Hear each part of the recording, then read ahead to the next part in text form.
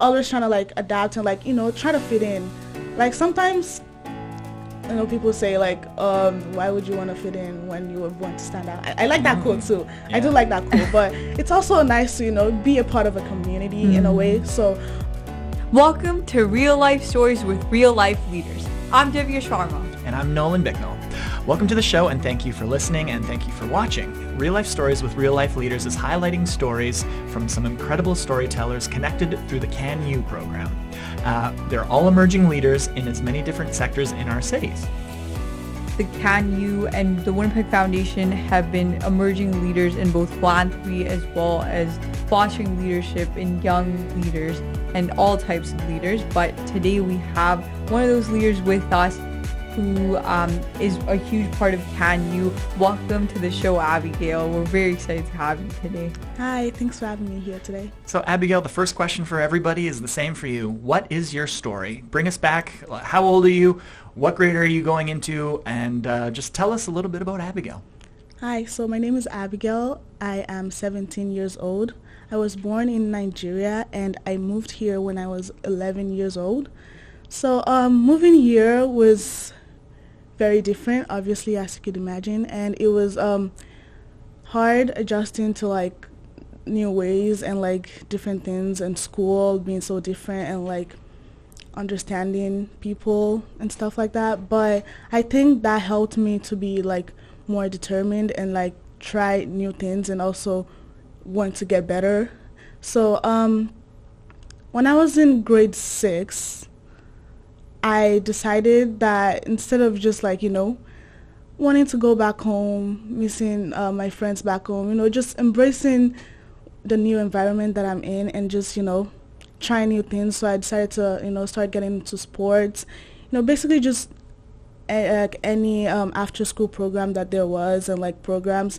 And from there, like my teachers, they like saw how hard I was working and they would invite me to many programs and like just opportunities and stuff like that, which I really appreciated. And then in grade 7, I moved schools, and moving to a new school, obviously, like, just the constant moving is, very exhausting, but that helped me like being able to adjust to new circumstances. So that was really nice. And so in grade 7, my teacher introduced me to CanU, and obviously I was very excited as always, and I said yes.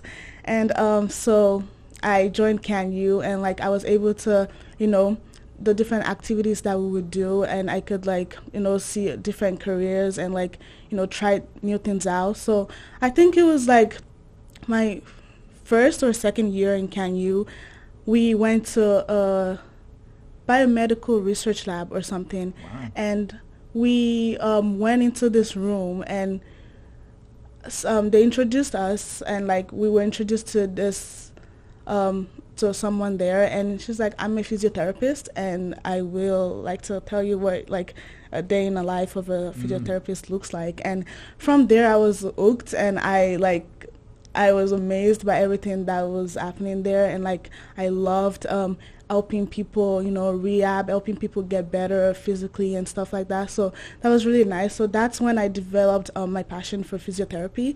I was like, it was really nice. But even though I liked physiotherapy, I also wanted to like do different things. Like I also wanted to try new things, just like keep to continue learning and like trying new things. And so whenever CanU would have like another opportunity, I would go, I would say yes, public speaking, sure, sign me up. Anything else, like I would always just be there, like, doing stuff. So I like just, leading by action and just doing whatever I can. So yeah. Say yes, sign me up, let's do it. I love that attitude. It's so valuable because you never know what one yes can lead to and how many doors that can open for you.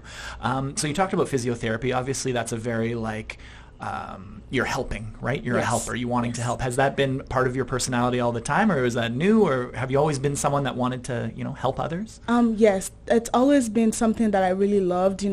At first I thought I wanted to be a doctor, but then I realized that I didn't like seeing blood. So I was like, It's kind of hard because I was like, I really love sports. I also like love helping people. I also love science. I've always been wondering my whole life. I don't really want to be a doctor, but I guess I'll say that for now till I find something. Like I've been trying to think like, what can I find that's, you know, physical health related and also like science and stuff like that. But I couldn't come up with something, and like until I came like into CanU and like discovered like physiotherapy, and since then I've like just been excited to learn more about it and also like help people and stuff like that. Beautiful. So Yeah. And Abigail, before we started, you know, recording, you talked a little bit about how you wanted to be a physiotherapist, and then you know, shared how when you were at CanU, you learned a little bit more about physiotherapy through one of the presentations. I also know that at CanU, a really key pillar is mentorship. So was there a mentor that you had who, you know, helped you figure out that you wanted to go into physiotherapy, or just helped you in any sense to guide you to where you are today? Yes. So I had a lot of like mentors over the past years, just, you know, being in different places. But I think for physiotherapy, one of my mentors would be, I think Josephine, because I think I got to be a part of that program through her, because I think I was like invited through her. So I got to go to that program, and, you know, just being there and like with other people, and like I was so excited. I was like I was asking a lot, because I usually don't ask questions. I'm just there to like listen and learn and grab whatever information I can. But I was so excited. I was asking, you know, so how do you do this? Like if let's say someone's injured, stuff like that, and like what process can you start like physiotherapy and all that stuff. So I was asking a bunch of like questions, and, you know, I was just excited to be there. So I think Josephine really like helped me and was a great part of that. So yeah. So now that you've been helped by a mentor, what are some of are you looking to become a mentor as well? And how do you think, what sorts of things are you going to take to your mentorship if you ever have a youth that's sort of under your wing? Definitely. So like I said, like if in the future I do become a physiotherapist, I would also be doing other things on the side and like helping kids and people. So I would like to like also you know, be more of a part of CanU, and like maybe I could, you know, come in and like talk about physiotherapy and like help younger kids about like, you know, studying and like university stuff, and like just how to become a physiotherapist, or like maybe a medical student or something like that, you know. Cool. Just helping out. Yeah. So you talked about coming to Canada from Nigeria at 11. You talked about moving schools. You have to be very adaptable to be able to get thrown into a whole new country, whole new school, whole new class. Maybe just talk about what that experience was like as a young person, getting thrown into a whole new world, and how has that shaped you as a person? So as a young person, so when I came here, I was always very nervous because, you know, just even walking down the road, you're like, everything is so different. So I think in a way that has helped me, like you said, like to be more like adaptable to, you know, different things. So I would always like just, you know, want to learn more about this. Like if there was something that I didn't know, I'd be like, oh, is that what you guys, you know, do, or something like that, you know, just always trying to like adapt and like, you know, try to fit in. Like sometimes, you know, people say like, why would you want to fit in when you were born to stand out? I like that quote too. Yeah. I do like that quote, but it's also nice to, you know, be a part of a community in a way. So, yeah, I think that's just been like what I loved like my whole life, you know, trying new things. You know, even when we moved here, I was excited, even though I was gonna miss like my friends back home. I was still excited to like meet new people, you know, different cultures and stuff like that. So yeah, I think it's helped me just to see like a different perspective in life and like just, you know, be open to new things and stuff. Beautiful. Yeah, I think you really hit home on this idea of saying yes to things and trying out new things. And, you know, you've done that in your own life. So I think you have a lot of wisdom to share with our listeners, and especially women. And this theme of women in STEM has really continued on. and you talked a little about the SHAD program. What was that experience like? And furthermore to that question, do you have any advice for young girls who are trying new things, or just women in general who are looking into going into STEM? Yeah. What does STEM stand for? Pardon my ignorance again. Science. Abigail. Science, technology, engineering. There you go. That's right. So I went to SHAD this summer at Prince Edward And what does Island. SHAD stand for again? Pardon my ignorance. It actually does not stand for. Oh, it's just a thing called yes, SHAD? Okay, I got you. yeah. So it is a STEM program, and we got to try a lot of things. Even though I already knew I was like going into physiotherapy, I still wanted to, see maybe if I like had a backup plan or anything else that I'm interested in that I could do on the side or whatever like that. And I did pick up. Because we did try a lot of things. I did pick up fencing. It was pretty cool. Whoa. Yeah, I tried fencing, and my mentor said I was very good at it. So that could be like a little hobby on the side. Mm-hmm. But yeah, it was pretty cool. And so we did do a lot of like, building stuff and like brainstorming. And like we had a wicked problem, basically like a society problem that we had to solve.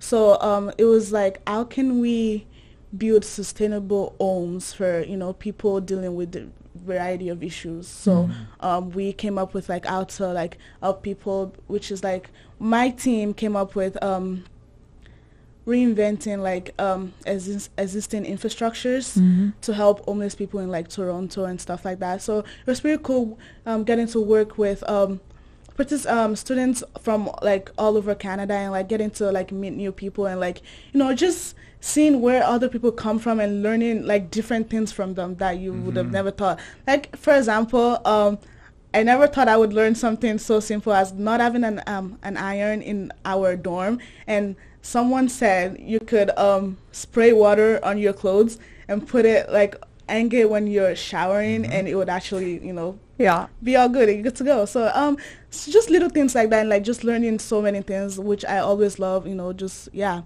was really nice. I think if I would, any advice that I would have is just like, if you don't know, like maybe you're just sitting there, you don't know what you're going to do in the future, or like just keep keep trying new things, keep like be open to like any doors that open. And like if you discover that you like something and you also like something else, do both. Why not? Like just you don't have to be stuck to like one thing or something. Even if that you really like something, there's no harm in learning something else. Just be like well-rounded. Grab a foil, is that what it's called? It's not a sword, right? For fencing, it's a foil. Is that right? So we can expect you to be a physiotherapist and a professional fencer. Oh, yes. You can pull out the sword while you're giving physio.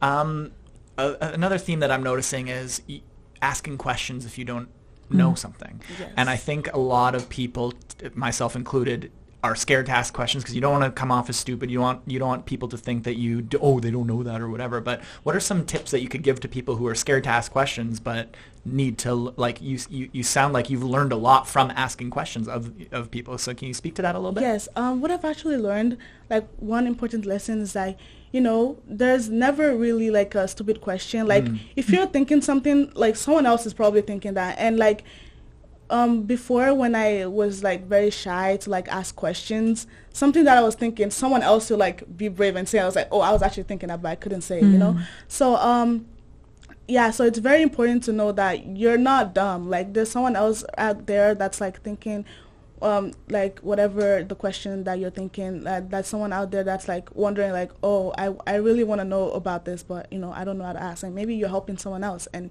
just leading by example and like leading by action, just being brave enough to say that I want to learn more about this.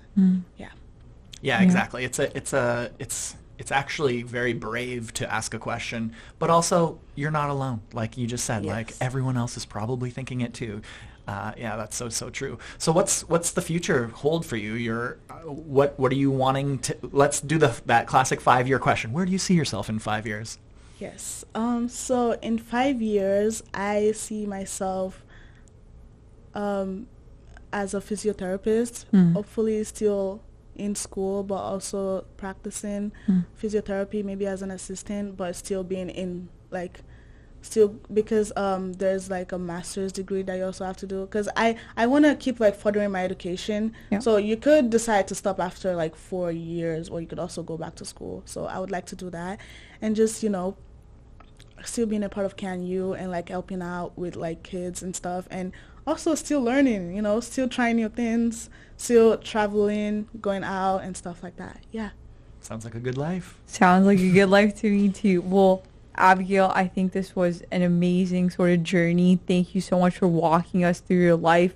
I've learned a lot. I know our listeners have learned a lot. Thank you for sharing your wisdom with us.